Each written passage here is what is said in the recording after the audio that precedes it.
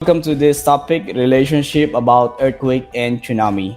Wherein earthquake is a sudden release of energy, which is known as the seismic wave, in a form of kinetic energy, wherein when you say kinetic, it is moving. Therefore, seismic wave is moving as a wave. So this earthquake is the sudden movement of the ground resulting from its location, wherein we have two locations, and underneath the ground is known as the focus or the hypocenter, wherein when you say hypo means below the center, so it is the focus. Then directly above the focus, wherein we are able to feel the earthquake itself, is known as the epicenter, wherein the prefix epi means upon or above the ground. So ibig sabihin, you are able to feel it. It's the center, for example, is in Occidental Mindoro. Most of the earthquake that we are experiencing is happening in Mindoro Occidental, wherein that is the epicenter of the earthquake. And in Batangas, we have the Mabini. And lastly, we have experienced a weak intensity of an earthquake in Malbar. But of course, since it is near in our locations, so we are able to feel it as somehow it is a strong earthquake, a strong movement, because we are able to feel it even though it is weak, meaning mas malapit sa atin. Ibig sabihin, whenever the epicenter is near to our location, we will be experiencing a strong movement of the ground. The near you are in the epicenter, so you will be experiencing the strength or the magnitude of an earthquake as is strong compared to those who are located far from the epicenter. So that is our earthquake. Then we're going to relate it in another calamity or in another disturbance in our environments, which is the tsunami. Here you have the relationship of earthquake in a sudden tsunami. So lastly, you have this performance task wherein you're going to have your fault model. You have the performance tasks that I gave you in your classwork, and I'm looking forward that you're going to submit all of your requirements pa rin. So hindi pa lahat, not all of you are able to submit these requirements. So this is a pre-requirements in the earthquake topic. So wherein you're going to differentiate the focus and the epicenter, wherein you're going to locate the positions of the layers, wherein there is a change, whether the fault is slipping or there is an upward or downward movement of the ground. Then this time, we're going to relate this earthquake or this movement to a tsunami. All right. So just a quick review. So we have here below the ground is your focus, wherein it is happening on the ground, wherein you are standing in the crust of the earth, wherein the wave is starting in the focus, and directly above the focus, which is the epicenter, here we have located in the land. Kapag nasa land na doon na sa crust, so you are able to feel the movements. So ibig sabihin, dito natin naramdaman yung pinakamalakas o yung pinakasentro ng earthquakes, which is known as the epicenter. All right? So movements of the ground or the sudden movement is originated in the fault line. So ibig sabihin, meron tayong fault line dito. Ibig sabihin, there is a place, there is a break, or there is a crack in the ground where an earthquake might occur. So ibig sabihin, in our location in the Philippines, we have lots of fault line. For example, in the region 4, A and B, we have the West Valley Fault, wherein it is under observance of the and under prevention that we might experience a 7.2 magnitude of an earthquake. Okay, so that's why we have several earthquake drills na ginagawa every month, because we have a fault line in our area. Okay, meron tayong fault line sa ating area. That's why we need to be preventive. Okay. So what do you think is this word? Four picks one word. Ayan. Ano kaya ito? Ano? So this is connection. What is the connections between the earthquake and tsunami? There are more tsunamis in the Pacific Ocean than any other. So in 2004, the world was taken by surprise when one of the largest recorded tsunamis of all time took place in the Indian Ocean.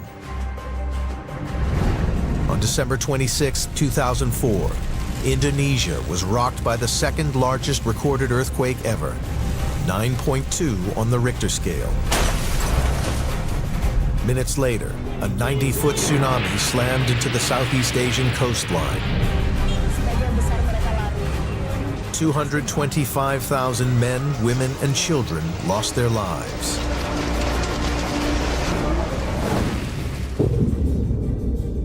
The Indonesian earthquake had as much energy in it as the total energy consumption in the United States in 1 year. This enormous burst of energy had been released in just seconds.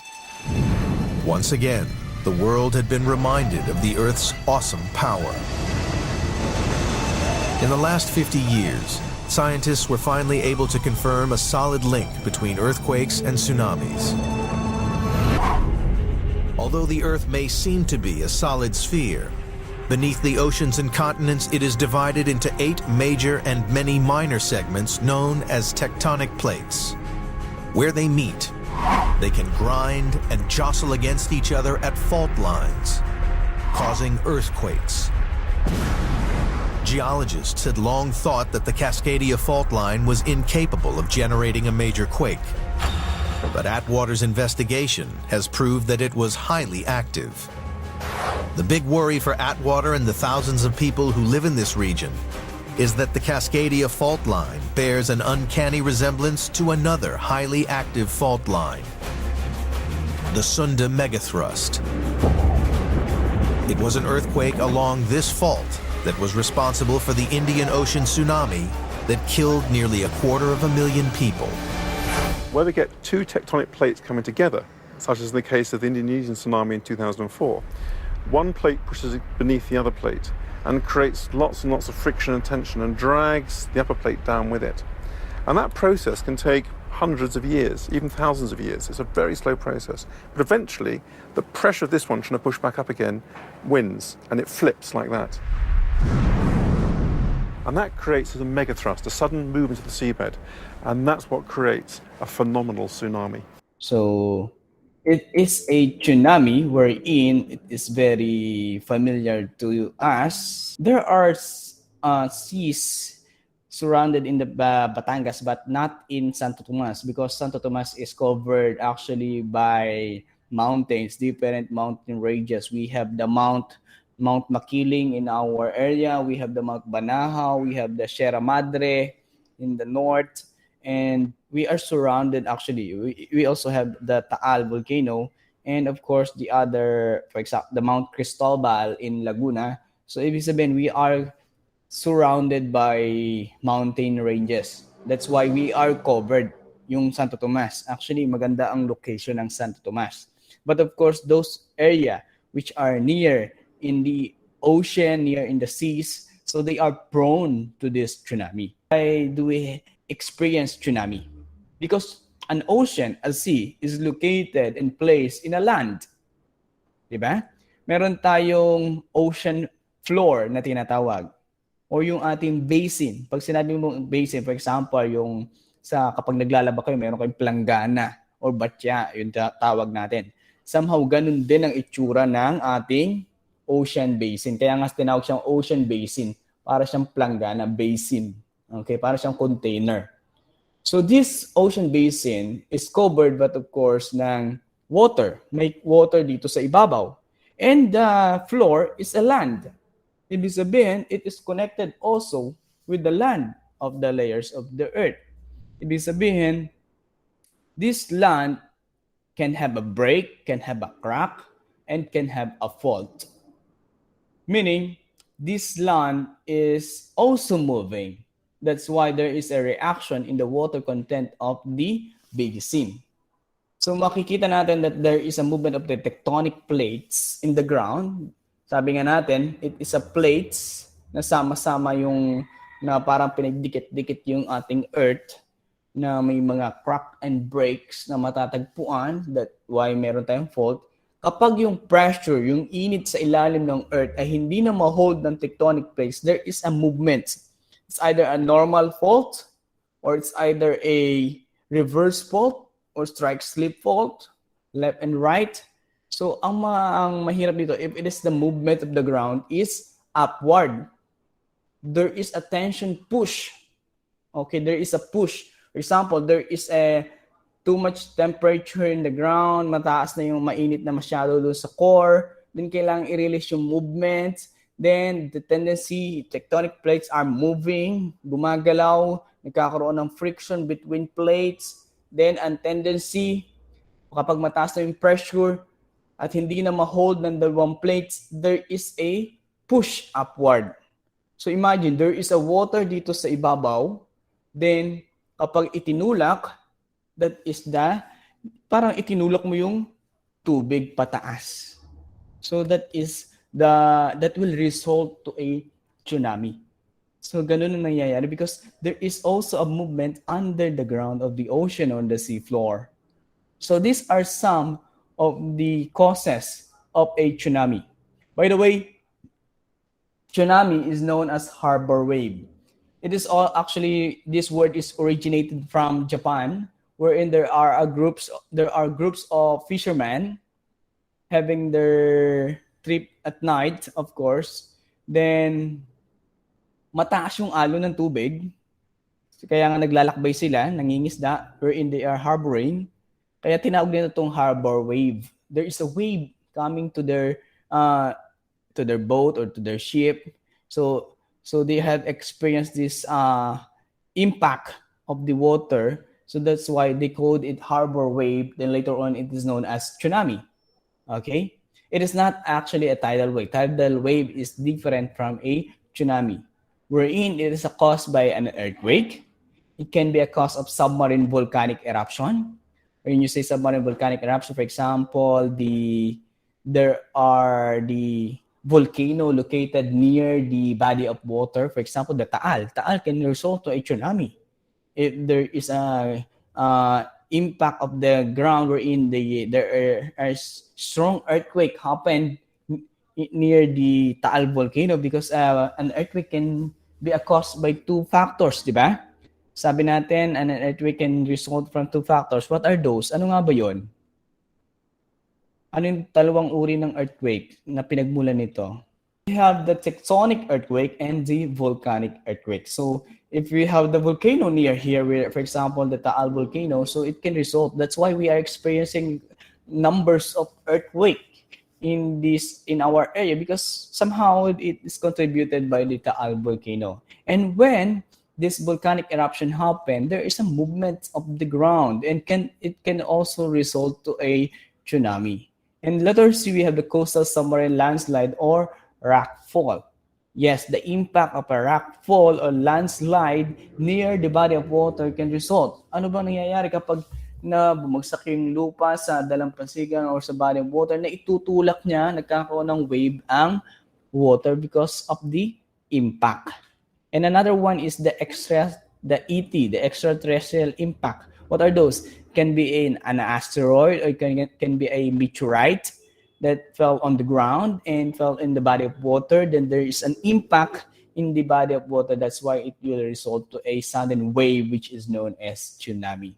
So here are some of the causes that move the large volume of water or the ocean waters. So iyan yung ating ilan lamang sa mga dahilan kung bakit nagkakaroon ng tsunami. All right. It is actually a seismic waves pa rin ang may kinalaman dito, since it is the wave of the tsunami is known as the seismic wave. Therefore, it is divided into two types. Remember this, we have the body waves and the surface waves. So these are the parts of the seismic wave, which is sabi nga natin, it is a wave, therefore it is moving. because it is a kinetic energy as we categorize it in physics. A wave is moving and it is a kinetic energy. Therefore, this body wave and surface waves are moving. So we have these two types. And the body waves is divided into two, the P and the S. Ano ba ang ibig sabihin ng P at S? Then the surface wave is divided also into two. We have the R, L, the L. So what are those? Okay. The body waves is divided into primary waves and secondary wave as it is in the P, which is primary. So yung una at yung secondary waves. So here we have. So you can see here the movement. So ibig sabihin gumagalaw talaga yung mga waves nito. All right. And the surface wave is known as lob and Rayleigh waves. So those are the waves after the body waves. So una munang gagalaw dito ang body waves, then the next one is the surface waves. For example, the tsunami happened because of an earthquake wherein there is a movement in the tectonics na push yung water pataas. So the body waves will now occur. And the next one is the surface wave. So this happened. This is the S-wave pattern. So kita nyo dito sa S-wave, dito lang siya sa crust and the mantle part. Then yung secondary waves na, yung P-waves pattern natin dito, P-waves natin, tumatagos na yung waves sa core. So ibig sabihin, a P-waves can occur in a solid, liquid, and or gas. So tingnan natin dito. Okay, body waves. Pag sinabi mong body waves, primary waves, it is the fastest wave. Primary, ibig sabihin nangunguna nga eh. So ibig sabihin siya nga yung pinaka-mabilis. It travels through solid, liquid, and gases. So ibig sabihin, waves pala is pwedeng hindi or pwedeng tumagos sa isang state of matter which is solid, liquid, or gas. These primary waves is traveling in a solid, liquid, and gas. So, ibig sabihin, wala itong sinasanto. Ibig sabihin, ito ay nagmumove in any states of matter. Then, compressional wave materials movement is in the same direction as wave movements. Ibig sabihin, compressional, yung nagdidikit, nagko-compress siya, then ibig sabihin, kapag compress yung isang object, mas malakas talaga compared to longitudinal. So, kapag compress, pwede pa siya mag-expand, di ba? So, remember your slinky, yung pinakita ko doon sa earthquake nyo, yung slinky na laruan natin na ginagano natin. So, meron tayong longitudinal, kapag pinagdikit mo, that is compressed. So, yung movement ng wave ay directly proportional sa movement ng kanyang alon. So, yan. So, we're talking about here, yung wave kasi hindi nakikita. But of course, ito yung dahilan kung bakit umaalon sa isang direksyon because of the impact. Then kapag sinabi naman natin secondary wave is lower than the P waves, traveled through solids only. Kaya nakita nyo kanina sa illustration, yung S wave hanggang crust at mantle lamang because the core is liquid. Diba? So hanggang dun lamang ang S wave because it is secondary and then pass through only in solid state of matter. Then it is known as shear wave, move material perpendicular to the wave movement. So ibig sabihin inversely. Kapag inversely kabaligtaran. So hindi siya katulad ng P waves kasi ang P waves kung saan yung movement, doon din siya. Kung pakaliwa, doon lahat ang waves. Kung pakanan, doon lahat ang waves. Yun yung primary. Kapag secondary, kumakalat. So, inversely proportional siya. Yung movement. Ibig sabihin, meron ng primary, may secondary pa. Ibig sabihin, lumalakas talaga yung waves. Then, pandagdag pa sa surface wave, we have the Rayleigh and the lob waves. Okay, traveled just below or along the ground surface is lower than body waves, rolling and side-to-side movement. Ito yung nagpapalakas sa impact ng water na parang pasigsag pa yung movement ng waves, the lob and the Rayleigh. Imagine, For example, you have the dipper, kumuha ka ng tabo, nilagyan mo ng tubig, di ba minsan tayo ay nung mga bata pa or ngayon kayo mga bata pa, minsan naglaro kayo ng tubig sa na, na hinahampas yung tubig na nasa tabo, di ba? Sa inyong kapatid or kalaro, then ang sakit, para kang hinaplit. Ganun din. Because a tsunami is wherein the impact of tsunami is as fast as the jet plane. Para bang napakabilis niyang movement talaga. Para kang hinaplit ng tubig. Kaya kung mapapanood nyo or napanood nyo doon sa movie, wave, walang makaligtas because it is as fast as it is. Mabilis yung wave ng water. Because meron ng primary waves, may secondary pa, dinagdagan pa ng mga relay and love wave. So, talaga yung impact ay napakalakas. So, it is especially damaging the buildings. So, kaya nga pinapanood ko muna sa inyo yung movie. Hopefully, you are able to watch it because you are able to relate in our topic. Yung impact ng water kapag na-experience itong tsunami, talaga napakalakas. So that is the body waves and the surface wave of the seismic waves of a tsunami. So this is the movement. So as you can see here, so directly, doon lamang siya, di ba? Yung primary waves, kung saan papunta, doon yung movements ng wave. And yung secondary natin, inversely, so ito yung nagdadagdag ng lakas na tumatagos lamang sa solid. Then yung ating namang surface wave, from the word itself, the surface, dun sa ibabaw ng dagat, ito yung nagkakaroon ng zigzag, ng shear, ng compression, doon sa ating tubig. So imagine that, ito yung nagpapalakas ng alon na darating sa iyo sa dalampasigan. For example, it happens in the ocean, then lakas ng impact, then yung alon, let's say pakaliwa, doon lahat, damaging the city, damaging the buildings, talagang para kang hinaplit ng tubig, yung dating ng tsunami. So tsunami is not a slow impact, but of course, sandali lamang ito, parang winash out lamang yung isang lugar. So hindi ka na talaga makakatakbo, hindi ka na talaga makakaligtas dito, but of course, talaga yung impact ay napakalakas. All right. So it is just the same. All in all, P waves travel faster than S waves. The time gap in the arrival of P wave and S wave can give the estimate of the distance to the earthquake. All right. So ibig sabihin, a tsunami here, explained here, is an example of a tsunami caused by an earthquake. Okay.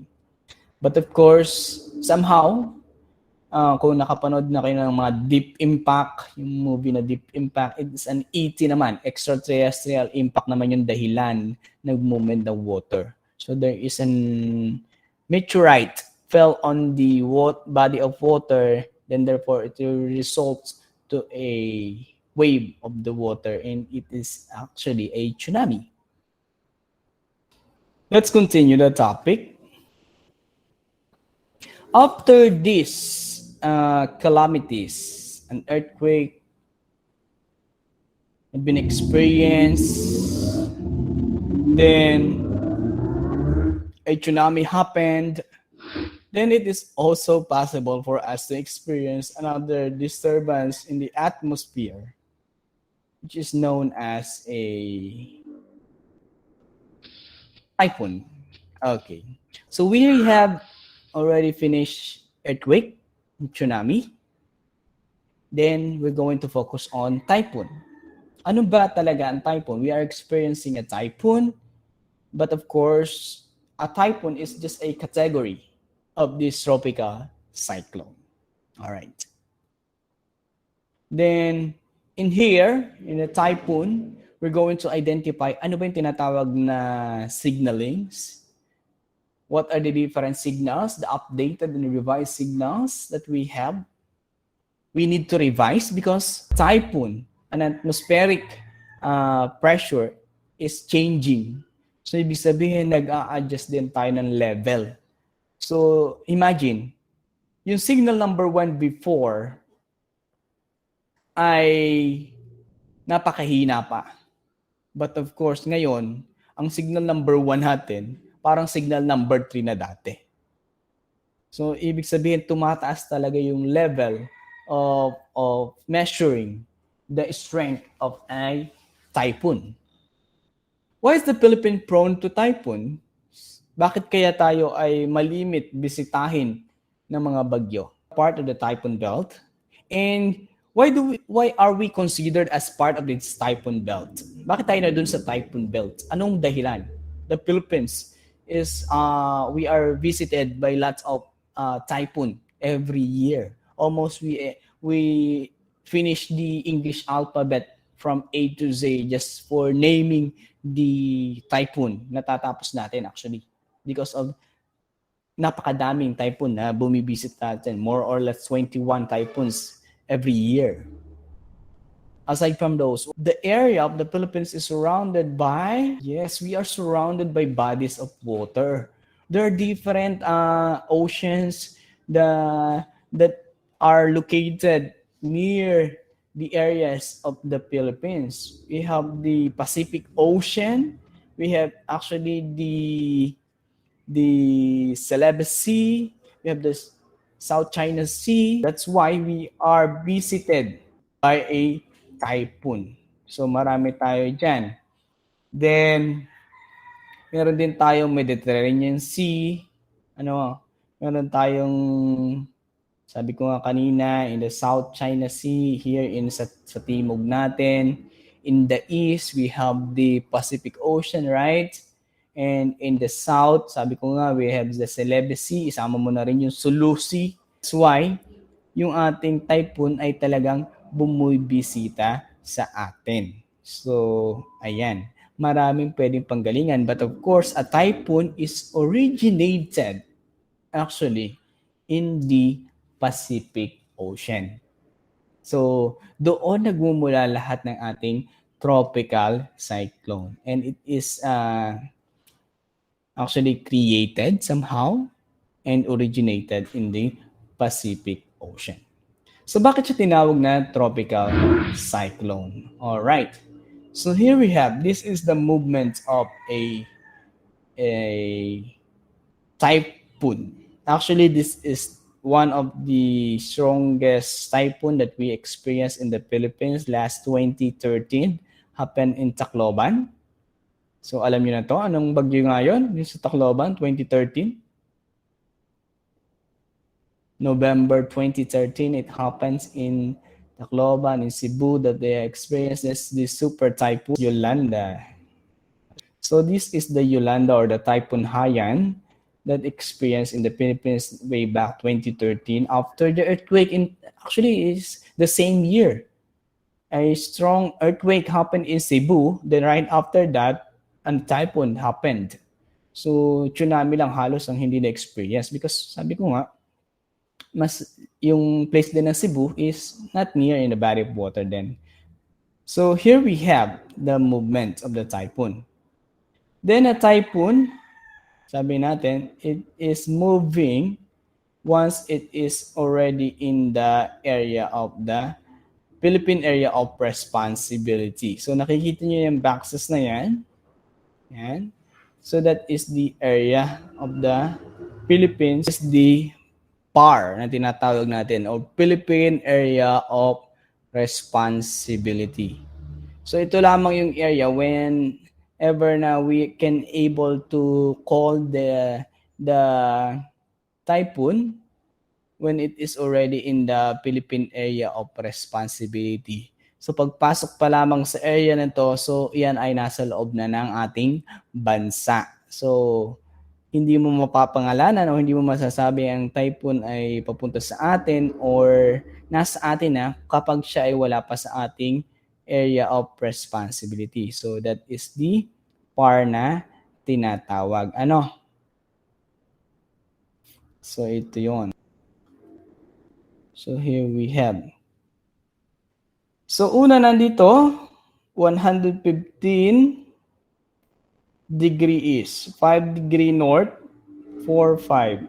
5 degree north, 115 degree east. Ito yung unang point ng ating, nakikita nyo ba?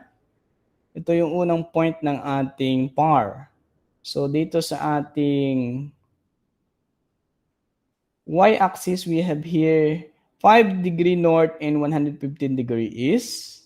Another point ay dito, 15 degree north. Then this is also 115 degree east. Yan. So ganyan ang magpagbasa. Then this one, ano kaya itong point sa north? Is it 16? After 20, we have, ano ba sunod sa 20? 21. Ayan. Okay. 21 degree north. Then yung katapat is 120 degree east. Ayan. So point C. Point D, we have, ilan naman to? Ano yung sunod? Yes, we have 25. 25 degree north and 120 degree east also. Then the next point here is the same. 25 degree north and 135 degree east. 135 degree east. And the last point, kung saan makikita ang Philippines, yan, natataklo ba nito? Ayan, this one is 5 degree north, yan, 5 degree north and 135 degree east. So that is how you read the points of the Philippine Area of Responsibility. So ibibigay naman natin yung points na yon. Kapag wala pa dito sa ating PAR ang isang typhoon, so it is not yet in our area, of course. So, ayan, kapag lumabas na, so wala na sa ating location, ibig sabihin na the typhoon is already going to the north, papunta na doon sa Taiwan or sa Japan or in the Hong Kong. So, doon naman siya. Alright. So, this is the track of the Super Typhoon Yolanda. Ito yung naging baybayin ng Super Typhoon Yolanda. Nagmula siya dito sa part dito, then going to the east, going to the north. Ano? Ayan. Okay, this is Pag-asa. Pag sinabing the Philippines have its own services administration, which is known as the Pag-asa. Okay, so remember this. Memorize this actually. Ano ba ang ibig sabihin ng Pag-asa? What is the first A and the next letters? So we have the Philippine atmospheric. We are understanding the atmosphere. We have to watch our, let's say, atmo means the air, the sphere of the air we're in, the observation of the clouds, observation of the gases, observation or the vicinity of these clouds, whether it is a different types of clouds, whether it is stratus nimbus or cumulus or cumulonimbus. So way back in your elementary grades, the different types of clouds. So they are observing in the atmospheric or in the atmosphere. So that's why the atmospheric is part of Pag-asa. Then geophysical. Geo means earth. Of course, there is also observance in the earth itself. Diba? That's why the earth is part of this Pag-asa. What will be the result of this typhoon in the ground? Where will be it located? Saan to mananalasa or saan to maglalandfall? So geophysical is also studied in the Pag-asa. Then astronomical. Yes, we have the satellite observing the atmosphere. For example, the reason why we are able to catch this photo of the movement of the typhoon, this is part of the photos created by a satellite, which is part of the astronomical services. Astronomical, it is outside the earth. Then it is observing the movements of the atmosphere outside the earth. So meron nag-o-observe niyan. So these are the services administration, which is known as the Pag-asa. We have the atmospheric, the atmosphere, the geophysical, the earth itself, and the astronomical. So those are the things that being observed by the Pag-asa. So about 20 tropical cyclones enter the Philippine area of responsibility each year. But today, there are lots of typhoons visiting the Earth itself. Ano nga, natatapos natin actually ang English alphabet, which is 26 letters from A to Z. So, mga bagyong bumibisita sa ating bansa. Alright. Tropical cyclones that develops in the northwestern part of the Pacific Ocean between 180-degree and 100-degree east. So these are a tropical cyclones. In the Philippines, tropical cyclones are known as typhoon. Or sa Tagalog, tinatawag natin itong bagyo. Bakit nga ba tinawag itong bagyo? Because it is actually experienced in Baguio City. Way back 1911, there is a storm in the city of Baguio and recorded a rainfall of 46 inches. So, ibig sabihin, napakataas ng volume ng tubig na naganap noong 1911 within a 24-hour period sa loob ng isang araw. So, that's why doon nag-originate yung salitang bagyo. Uy, may bagyo because of the Baguio City. So, doon na-observe na this kind of rainfall can be known as bagyo or tinatawag nating typhoon, which is actually a typhoon is just a category lamang siya ng tropical cyclone. So kaiba naman, so mapapansin natin dito, typhoon na ang tawag sa ating area, northwestern. Sa northwestern part, which is sa atin, tropical cyclones or typhoon.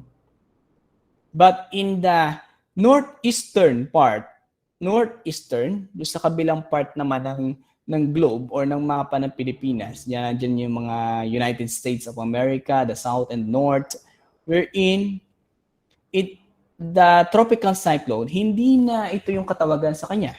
Hindi na typhoon. Rather than, it is known as hurricane. Hurricane na yung tawag sa kanila, sa northeastern. Remember that. In our area of the globe, northwestern, ang tawag sa atin ng tropical cyclone is typhoon. Then doon sa northeastern part of the Pacific Ocean, it is known as hurricane. Kaya nga sabi natin, for example, Typhoon Victoria. Pagdating sa kanila, ang tawag na is Hurricane Victoria. So, yon. So, hurricane naman sa kanila ang tawag. Ano? So, that's it. That is the difference between the naming. So, ito yung tinatawag nating example lamang, a super typhoon happened in November 8, 2013 in the Tacloban City. So, nangyari yung earthquake a month ago. Then right after that earthquake, binagyo naman sila. Nakakalungkot naman yun. Ano? So, this is the result of the specific typhoon or super typhoon happened there. So, ano nga ba yung tinatawag nating categorization or the category of typhoon? How can we say that this typhoon is signal number 1, 2, 3, 4, and even 5? Ngayon, meron tayong signal number 5. Kung dati hanggang 4 lamang tayo, because of the changes of the atmospheric area natin na ina-observe ng pag-asa, and it is increasing yung speed ng wind. So, tumataas din yung ating signaling. Ano? So, ito naman yung tropical storm. So, imagine this. So, here, nakikita nyo ngayon na iba't iba na yung katawagan. So, for example, we have the tropical storm, Ondoy. Paano mo masasabi na yung isang tropical cyclone is just a tropical depression, tropical storm, or it's a typhoon or super typhoon? Ano? So, these are the category of a typhoon. Isa-isahin natin. Ayan. So this is the category of a typhoon. And the maximum speed kilometer per hour. Paano nga ba natin nilalagyan ng signal ang bagyo? Yan. Ano bang ino-observe natin? Ano bang ino-observe ng pag-asa? Anyone? Ano ba talaga yung ino-observe kapag may bagyo? Paano mo masasabi na malakas or mahina yung bagyo? The wind is the thing that we observe in order for us to identify the category of a typhoon. the speed of the wind, gaano kabilis. Hindi yung gaano karami ng inulan, gaano karami ng volume ng rainfall, ilang inches yung taas ng tubig. Not the volume of water, but of course, gaano kabilis yung wind. Because we are observing the atmosphere, and atmosphere means air, and it is a gas. Therefore, it is the wind itself. Gaano kabilis yung pag-ikot ng typhoon, gaano kabilis yung movement ng typhoon, and that is the wind which is moving. So that's why we are observing the maximum speed of the wind.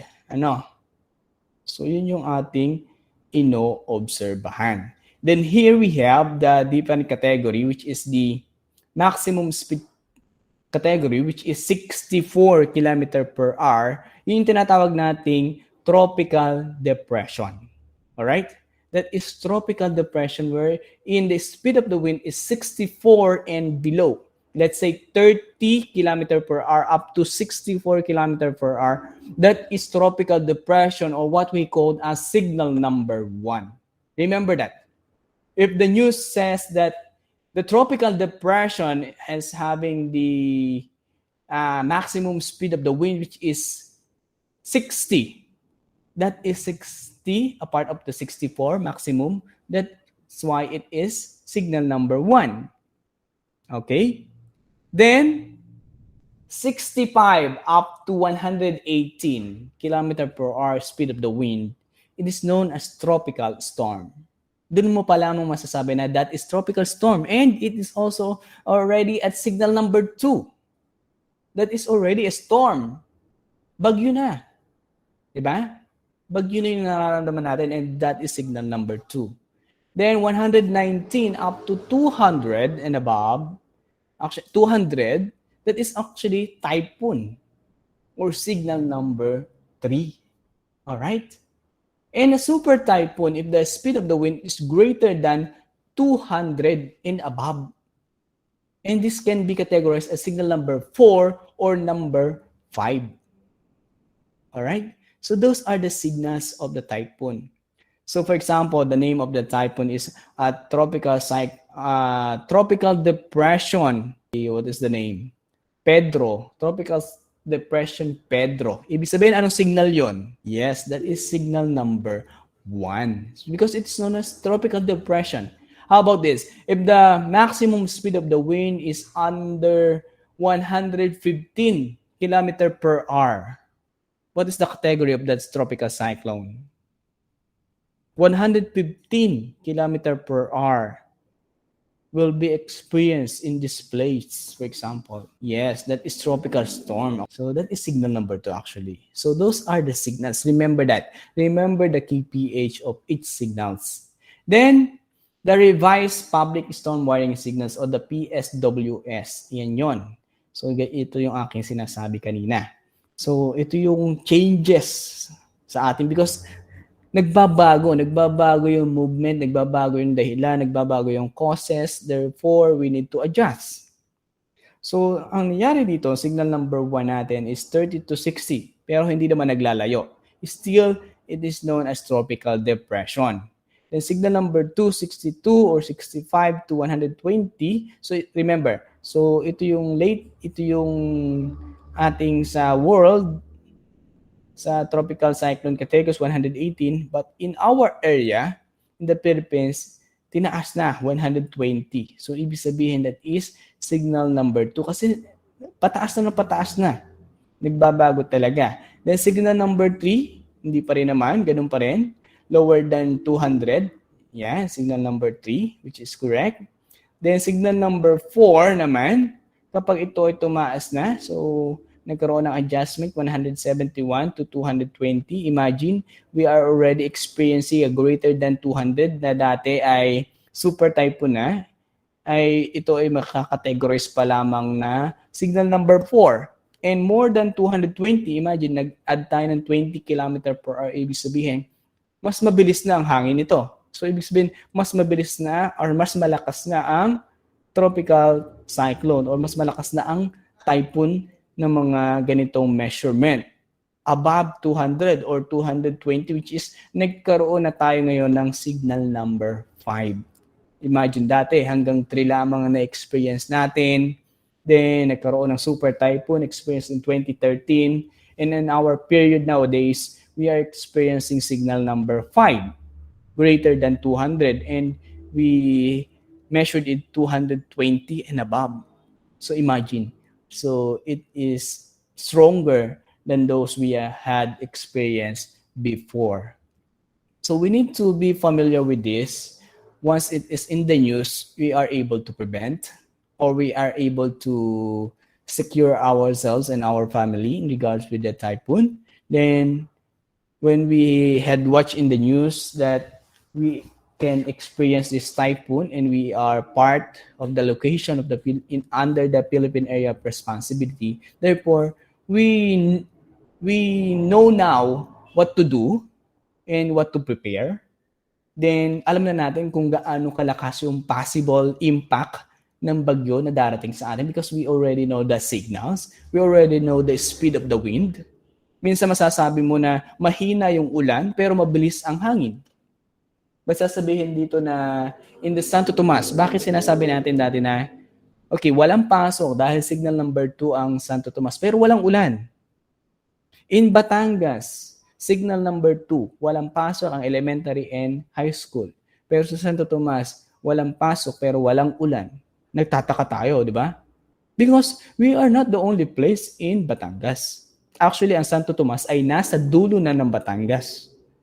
Dulo na tayo, kaya hindi na tayo masyado pang nauulan nandito. Nahahagip lang tayo ng excuse na wala din tayong pasok. Pero wala tayong ulan. But in the other place in Batangas, for example, Calacale, Meribalaya, Nasugbu, Lubo, they are heavy rainfall. They are experiencing talagang too much rainfall there because they are surrounded by different seas. May dagat ang Lemery, may dagat ang Balaya, may dagat ang Nasugbu, may dagat ang Lubo, may dagat ang San Juan, ang Santo Tomas, may dagat ang bayan, kapag umuulan, kasi bumabaha.